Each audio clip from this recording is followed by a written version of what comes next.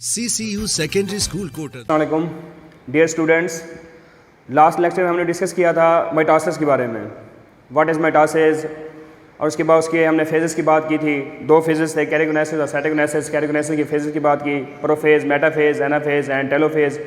साइटोगेनेसिस की बात हमने की थी, साइटोगेनेसिस प्लांट्स के अंदर किस तरह होती है और उसके बाद एनिमल्स में किस तरह होती है। तो आज हमारा टॉपिक है सिग्निफिकेंस ऑफ माइटोसिस। जो माइटोसिस हम डिस्कस कर रहे थे तो उसकी जो है ना कि सिग्निफिकेंस क्या है, मतलब जो माइटोसिस जो है ना सेल डिवीजन जो है जिसमें सेल की डिवीजन हो रही है उसकी क्या सिग्निफिकेंस है। तो first of all maintaining the chromosome set, chromosome के जो सेट है उसकी मेंटेनिंग, मतलब उसको मेंटेन करना। इसको मेंटेन कैसे किया जा सकता है? एक हमारे पास है equal number of chromosomes,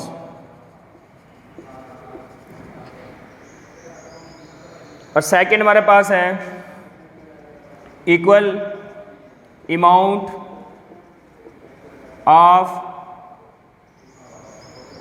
contact of chromosome,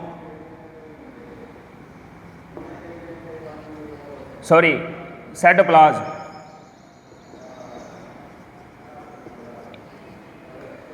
equal number of chromosomes, chromosome की जो तादाद है वो इक्वल रहे from parents to daughter cells, और इसके बाद हमारे पास equal amount of contact of cytoplasm के, साइटोप्लाज्म के अंदर जो मटेरियल्स होते हैं, जो मादे होते हैं या फिर हमारे पास जो है ना कि जो कंटेंट्स होती हैं, मटेरियल्स होती हैं, तो उनको जो है ना कि इक्वल रखना या उनके अमाउंट को इक्वल रखना from parent to daughter cell. तो इक्वल नंबर ऑफ क्रोमोसोम्स और equal amount of contact of cytoplasm, तो इस तरह जो है कि जो क्रोमोसोम सेट है वो मेंटेन हो सकता है। ये हमारे पास एक क्रोमोसोम है, इस क्रोमोसोम के अंदर डिफरेंट किस्म के जीन्स होती हैं, डिफरेंट जीन्स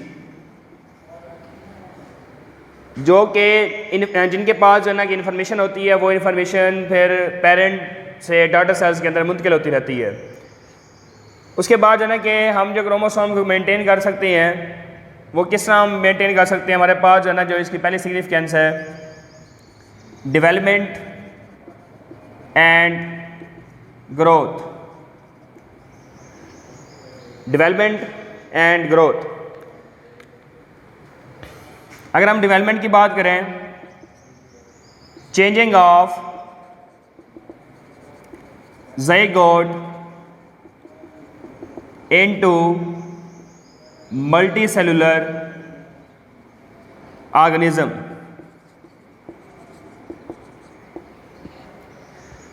ज़ाइगोट चेंज हो जाता है मल्टी सेलुलर ऑर्गेनिज्म के अंदर। ये जो चेंजिंग हो रही होती है इसको हम कहते हैं डेवलपमेंट, जो कि बिफोर बर्थ होती है। बिफोर बर्थ मतलब पैदाइश से पहले जो है जो चेंजिंग आ रही होती है उसको हम कहते हैं डेवलपमेंट। अगर हम आफ्टर बर्थ की बात करें, आफ्टर बर्थ पैदाइश के बाद जो चेंजिंग आ रही होती है उसको हम नाम देते हैं ग्रोथ। तो ये ज़ाइगोट जो है ये बनता कैसे है? मेल और फीमेल सेक्स सेल्स होती हैं, सेक्स सेल्स जो कि हमारे पास स्पर्म्स और एग,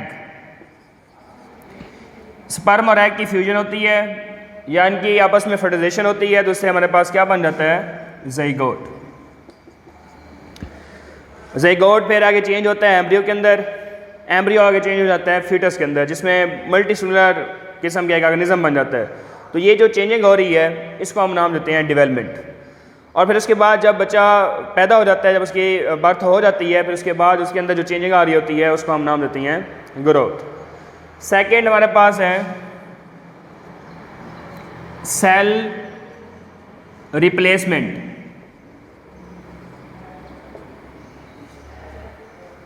सेल रिप्लेसमेंट मतलब सेल को रिप्लेस करना। फॉर एग्जाम्पल हमारे पास है RBCs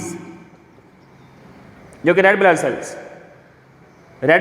का अगर हम लाइफ स्पैन देखें लाइफ स्पैन, तो ये होता है 4 मंथ्स। 4 मंथ्स इसका जो है ना कि टाइम होता है। 4 महीनों के बाद जाके ये फिर रिप्लेस हो जाती हैं, मतलब कि जो पुराने रेड ब्लड सेल्स होती हैं उसकी जगह पे न्यू आरबीसीज बन जाती हैं या न्यू रेड ब्लड सेल्स बन जाती हैं। तो ये जो काम हो रहा होता है जिसमें जो है ना कि सेल की रिप्लेसमेंट हो रही है, तो ये भी किस तरह हो रही होती है? माइटोसिस के ज़रिए हो रही होती है। अगर हम बात करें नेक्स्ट, हमारे पास है रीजनरेशन।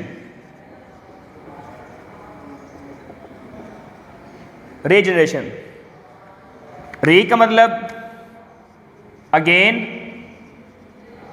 और जनरेशन का वर्ड निकला है जनरेट से, दोबारा बनाना, दोबारा पैदा करना।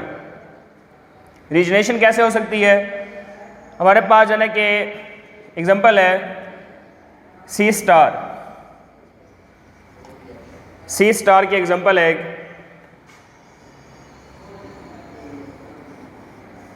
ये सी स्टार। अगर सी स्टार का एक पार्ट कट हो जाता है, फॉर एग्जांपल ये पार्ट कट हो गया है, तो इस तरह जो है ना कि इसकी दोबारा जनरेशन हो सकती है। वो जो कटा हुआ जो पार्ट है या जिसको हम आर्म कह सकते हैं, जो बाजू है इसका बाजू, ये दोबारा बन जाता है। तो ये दोबारा किस तरह बन जाता है? ये भी माइटोसिस के ज़रिए। इसके बाद एसेक्सुअल रिप्रोडक्शन।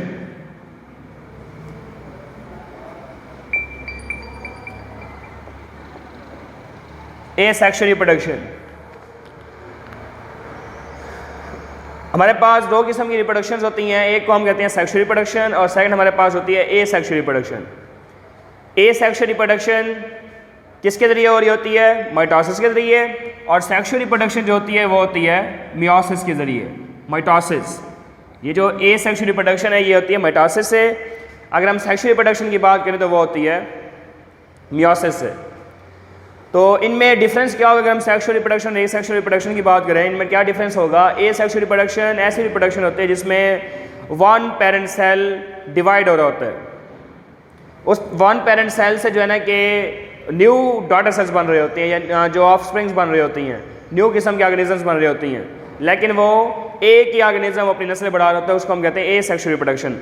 अगर हम सेक्सुअल रिप्रोडक्शन की बात करें सेक्सुअल की, तो सेक्सुअल के अंदर मेल और फीमेल के जो सेक्स सेल्स होती हैं उनकी आपस में फ्यूजन होती है, फर्टिलाइजेशन होती है, तो उससे ज़िगोट बन जाता है। लेकिन उसके अंदर जो है ना कि जो डिवीजन हो रही होगी वो हमारे पास माइटोसिस के जरिए भी होगी और मियोसिस के जरिए भी होगी। लेकिन जो एसेक्सुअल रिप्रोडक्शन इसमें सिर्फ और सिर्फ माइटोसिस पाई जाती है। सेक्सुअल रिप्रोडक्शन के अंदर दोनों पाई जाती हैं, माइटोसिस भी और मियोसिस भी। एसेक्सुअल रिप्रोडक्शन का जो प्रोसेस है ये माइक्रो ऑर्गेनिज्म जो होती हैं हमारे पास, जैसे फॉर एग्जांपल बैक्टीरिया है। बैक्टीरिया एक बैक्टीरिया जो है या बैक्टीरियम वो 2 डॉटर सेल्स में डिवाइड हो जाता है और उससे जो डॉटर सेल्स बनते हैं वो बिल्कुल आइडेंटिकल होते हैं अपने पेरेंट्स से बिल्कुल। तो ये बैक्टीरिया के एग्जांपल लिख सकते हैं। या हमारे पास जो सेकंड एग्जांपल है उसको हम नाम दे सकते हैं हाइड्रा। हमारे पास ये हाइड्रा है।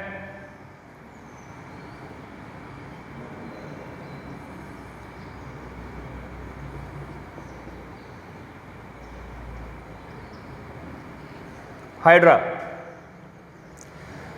तो हाइड्रा की सरफेस के ऊपर बर्ड जो है वो पैदा हो जाती है, बर्ड पैदा हो जाती है या उभार पैदा हो जाता है बर्ड।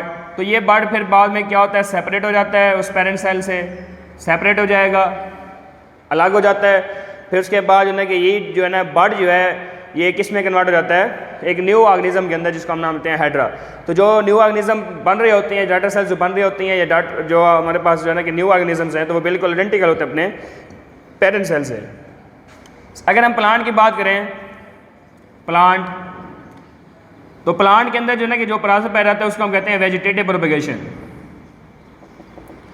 वेजिटेटिव प्रोपगेशन मतलब कि प्लांट है पौधा, उस पौधे का कोई पार्ट लेते हैं हम, फॉर एग्जांपल कोई स्टेम या रूट ले ली, तो उस स्टेम या रूट से न्यू किस्म का प्लांट बन जाता है। जो रूट से न्यू किस्म का प्लांट बन रहा होगा वो बिल्कुल आइडेंटिकल होगा जिस प्लांट की रूट ली गई है। तो इसके अंदर भी जो प्रोसेस पैदा रहता है वो भी हमारे पास क्या होता है, एसेक्सुअल रिप्रोडक्शन। उसके बाद कुछ डिवीजन इस तरह की होती हैं जो कि आउट ऑफ कंट्रोल हो जाती हैं।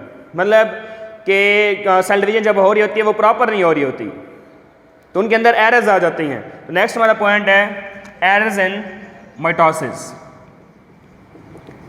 एरर्स इन माइटोसिस, माइटोसिस के अंदर एरर्स कैसे आती हैं? तो एरर्स जो है ना ये कैसे आ रही होती है कि जो हमारे पास अनकंट्रोल्ड सेल डिवीजन है, uncontrolled cell division, cell division जो सेल की डिवीजन हो रही है वो अनकंट्रोल हो जाती है, वो कंट्रोल से बाहर हो जाती है। तो इस तरह जो है कि हमारे पास क्या बन जाती हैं? ट्यूमर, ट्यूमर बन जाती हैं। ये जो ट्यूमर होती हैं ये दो तरह की होती हैं, एक को हम नाम देते हैं बिनाइन ट्यूमर, बिनाइन ट्यूमर, और सेकंड हमारे पास मैलिग्नेंट ट्यूमर।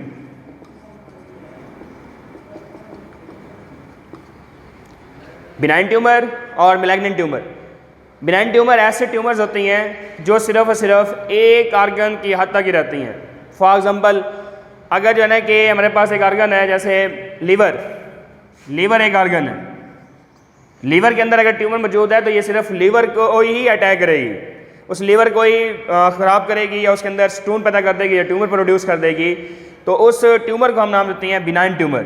लेकिन जो हमारे पास सेकंड ट्यूमर है उसको हम कहते हैं मैलिग्नेंट ट्यूमर। मैलिग्नेंट ट्यूमर ये बिनाइन ट्यूमर से डिफरेंट है, जो कि डिफरेंट आर्गन्स की हद तक रहते हैं, डिफरेंट आर्गन्स। मतलब ये हुआ कि अगर एक ट्यूमर लीवर में है तो वो फिर स्प्रेड होगा, फिर उसके बाद वो पहुंच जाएगा किडनी के अंदर, किडनी से होता हुआ ये तीसरे आर्गन के अंदर पहुंच जाएगा। तो इस तरह जो है ना कि ये बहुत सारे आर्गन्स को ये क्या कर रहा होता है?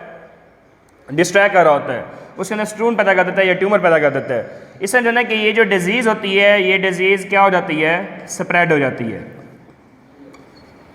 ये डिजीज़ स्प्रेड हो रही है, फैलती जा रही है। इससे जो स्प्रेडिंग ऑफ डिजीज़ है, spreading of disease, spreading of disease, उसको हम नाम देते हैं मेटास्टेसिस। उसको हम मेटास्टेसिस का नाम देते हैं, मेटास्टेसिस।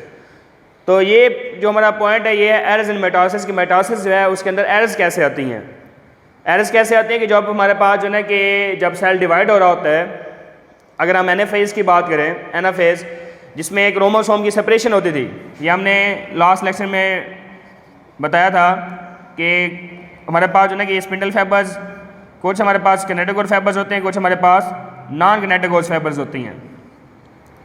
तो जिस फाइबर्स के साथ क्रोमोसोम की अटैचमेंट होती है उसको हम किनेटोकोर फाइबर्स कहते हैं, जिनके साथ अटैचमेंट नहीं होती उसको हम नॉन किनेटोकोर फाइबर्स कहते हैं।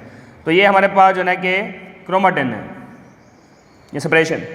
अगर एनाफेज के दौरान सेपरेशन सही तरीके से ना हो, नॉर्मल ना हो सेपरेशन, कैसे नॉर्मल नहीं होगी कि जैसे मतलब है कि ये सेल डिवीजन हो रही है तो ये जो है ना कि क्रोमाटिन बजाय इसके कि यहाँ पर आने के ये इस क्रोमाटिन के साथ आके अटैच हो जाता है, मतलब कि एक पूरा क्रोमोसोम बन जाता है। तो ये सही तरीके से सेपरेशन नहीं हो रही, तो इस तरह जो है कि कैंसर के खतरात हो सकती हैं, कैंसर जो है ना कि पैदा हो सकता है। तो ये कैंसर कैसे बन गया कि अनकंट्रोल सेल डिवीजन से पहले ट्यूमर बनता है, फिर उस ट्यूमर जो है ना कि वो स्प्रेड होता जाता है, वो कन्वर्ट हो जाता है कैंसर के अंदर। जो हमारे पास मैलिग्नेंट ट्यूमर है इसको हम कैंसर सेल्स भी कह सकते हैं, कैंसरियस, कैंसरियस, जिस वजह से कैंसर हो रहा होता है। तो ये आज का हमारा टॉपिक था सिग्निफिकेंस ऑफ माइटोसिस के माइटोसिस जो है उसकी सिग्निफिकेंस क्या है। इसकी सिग्निफिकेंस के लिए हमने ये डिस्कस किया कि मेंटेनिंग क्रोमोसोम सेट, क्रोमोसोम जो सेट होता है उसको हम मेंटेन कर सकते हैं, कैसे कर सकती हैं? By equal number of chromosomes और उसके by equal amount of intact of cytoplasm. उसके बाद जो है कि एक जो क्रोमोसोम होता है वो डिफरेंट जीन से मिलकर बना होता है, उस पर डिफरेंट जीन्स होती हैं और हर जीन अपना एक प्रॉपर फंक्शन परफॉर्म कर रहा होता है। उसके बाद हमारा point next development and growth.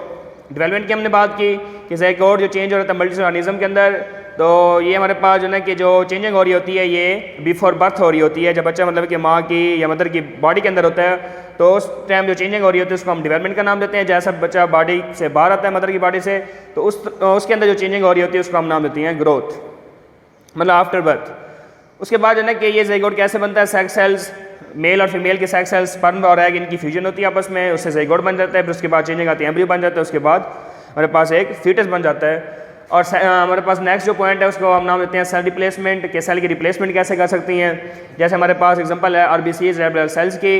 Red blood cells जो हैं इनकी जो एज होती है वो होती है 4 मंथ्स, 4 मंथ्स होती है, 120 डेज़ भी कह सकते हैं हम इसको। 120 डेज़ के बाद ये जो है ना कि सेल ख़त्म हो जाते हैं, उसकी जगह पे न्यू सेल्स बन जाती हैं। तो ये हमारे पास सेल रिप्लेसमेंट भी किसके ज़रिए हो रही है भाई, मिटोसिस। उसके बाद हमने पॉइंट डिस्कस किया रीजनरेशन। री का मतलब अगेन और जनरेशन मतलब होता है जनरेट करना, पैदा करना, कि दोबारा बनाना। इसका मतलब ये कह सकते हैं दोबारा बनाना, दोबारा पैदा करना। तो हमारे पास एग्जांपल है सी स्टार की, कि स्टार जो है उसका अगर बॉडी का एक पार्ट कट हो जाता है तो उसके अंदर रिबेलिटी होती है उस पार्ट के अंदर कि वो पूरा का पूरा एक जो है ना कि वो पार्ट बन जाता है। तो वो जो पार्ट जो कटा हुआ होता है वो दोबारा जो है ना कि वो बन जाता है। तो ये हमारे पास रीजनरेशन। उसके बाद एसेक्सुअल रिप्रोडक्शन हमने ये बात की कि जो एसेक्सुअल रिप्रोडक्शन जो प्रोसेस है इसमें सिर्फ एक ऑर्गेनिज्म जो है, पेरेंट्स जो ऑर्गेनिज्म है वो अपनी नस्लें बढ़ा रहा होता है, उससे न्यू डाटा सेल्स बन रहे होते हैं। जो न्यू डाटा सेल्स बनते हैं वो बिल्कुल आइडेंटिकल होते हैं अपने पेरेंट सेल से, और इसके अंदर जो प्रोसेस पैदा होता है उसको हम नाम देते हैं मिटोसिस। अगर हम सेक्सुअल रिप्रोडक्शन की बात करें, सेक्सुअल रिप्रोडक्शन के अंदर दोनों प्रोसेस पैदा होते हैं, मिटोसिस भी और मियोसिस भी। अगर हम एसेक्सुअल रिप्रोडक्शन की बात करें तो माइटोसिस का प्रोसेस पैदा होता है। जैसे फॉर एग्जांपल बैक्टीरिया है, हाइड्रा की सरफेस के ऊपर बर्ड बन जाती है, वो बर्ड उस पेरेंट सेल से सेपरेट होगी, उस बर्ड के अंदर जितनी एबिलिटी होती है वो दोबारा हाइड्रा बन जाता है, और जो हाइड्रा न्यू बन रहा होता है बिल्कुल अपने पेरेंट सेल से क्या होता है, आइडेंटिकल होता है। उसके बाद हमने जो है ना कि ये बात, ये प्लांट जो हैं इनके अंदर जो प्रोसेस पैदा होता है वेजिटेटिव प्रोपगेशन का। वेजिटेटिव हम किसको कहते हैं, पार्ट्स को, प्रोपगेशन हम कहते हैं रिप्रोडक्शन को, कि पार्ट्स जो हैं वो रिप्रोड्यूस करती हैं। जैसे फॉर एग्जांपल रूट्स हैं, स्टेम्स हैं, तो इनके अंदर एबिलिटी होती है कि दोबारा जो है ना कि न्यू प्लांट बनाने की।